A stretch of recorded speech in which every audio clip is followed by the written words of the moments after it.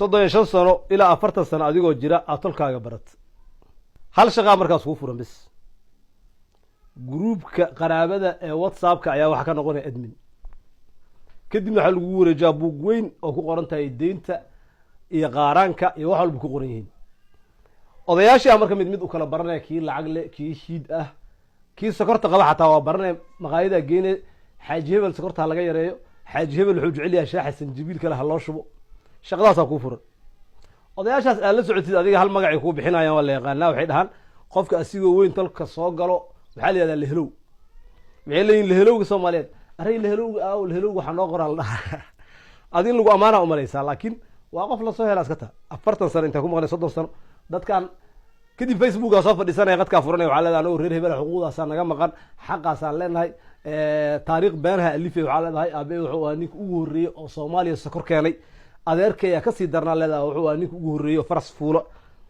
maanta dhan waxa qorqoray waxba baare odag kasta la kulantana beenu ku sheegay wuxuu ku leeyahay nama taqaanid miya anaga waxaa naga dhashay generaalka ugu horeeyay oo Sayid Maxamed Cabdulla Xasan markii uu maashaas yimid xabadaha ku riday talyaaniga ninkii maartay ishag taangiga ka furtay ayaa adeerka ah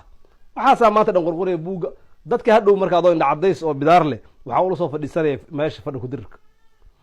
kadib saa u socotid level waxa gaariya marka live-ka aad soo gashid oo kadibna meeshaas aan ka qeyn maalin walba odaya wareysanay good hostis odag kasta wuxuu soo shitaara qof adigoo kala ah xarfaanti la soo wada shitaara marka live-ka iskugu imaanayaan kadibna lacag la saarana kadibna kan waxa waay maarta qofkii taageerta libaxa u soo dirto kana diyaarada u soo dirto kadib waxa bilaabay qabiilkii adiga ah ku soo gashay meeshan ina basal camal u sii kala fiiqdi kor ka soo fiiqay qabiilka weynka tuure ka bacdi xawaaye qabiil kale ku xiga tuure ka kala tuure saa u mudaharaade oo kaliya iskugu mudaharaade u socotid waxa arkay wadada dherka warshadaha adigoo kaliya ku lugeynaysid oo dhehaysid adiga bas soo hara markaas macnaha waa laga kala xarood qabiil walba saa u soocaysay adiga soo hara markaas waxa dhahay aniga qaybtan bidixda waxa waaye reer abtigay waaye gob ma aha qaybtan reer adeerkay waaye gun ma aha ayagana macnaha qaybtan waa gun qaybtan waa gob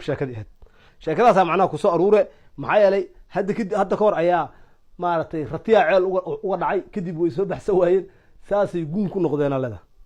waa sheeka adiga saa u socotay iska mudaharaad macnaha marka dambe adiga waxa noqonayaan labadaada dhinac waxay kala noqonayaan gob iyo gun oo kugu cusub taasoo ma filinkan hore u soco marka ilaa laami anaga laami warshada ku sugeynaa marka laamiga soo istaagtid adoo adi bas saddex qayb u kala baxsan oo adi laba qabiil kala ah oo kaliya isla hadlaysid markaas koob shaax ku shubaynaa lehelowga Soomaaliyeed soo dhaw